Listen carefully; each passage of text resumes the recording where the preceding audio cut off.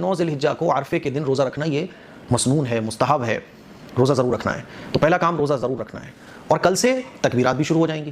9 ذی الحجہ سے لے کے 13 ذی الحجہ تک تکبیر تشریق پڑھنا یہ ہر فرض نماز کے بعد واجب ہے، مردوں کے لیے بھی عورتوں کے لیے بھی. تو وہ بھی جمعے والے دن سے شروع ہو رہی ہیں وہ ڈیز بھی.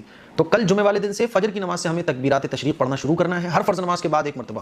اور 13 ذی الحجہ کی عصر کی نماز تک، یعنی منگل کو عصر کی نماز تک ہمیں یہ تکبیرات ہر فرض نماز کے بعد ایک مرتبہ بلند آواز سے پڑھنا ہے، مردوں کو بھی خواتین کو بھی. یہ دوسرا کام ہے. تیسرا کام، عرفے کے دن زیادہ سے زیادہ عبادت کیجیے، ذکر و اذکار. ہو سکے تو کل کا پورا دن ذکر و اذکار میں مشغول رہیے. درود شریف، تکبیرات تشریق اور تکبیر، تحمید، تہلیل، پورا دن اسی کو پڑھتے ہوئے گزارنے کی کوشش کیجیے.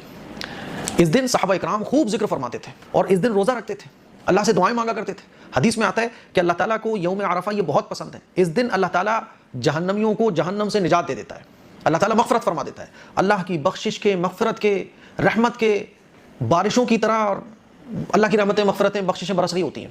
اسی لیے کل کا جو دن ہے نا، ایک تو جمعے کا دن ہے، پھر عرفے کا دن ہے نا، تو بہت ساری چیزیں کل ہمیں ملنے والی ہیں.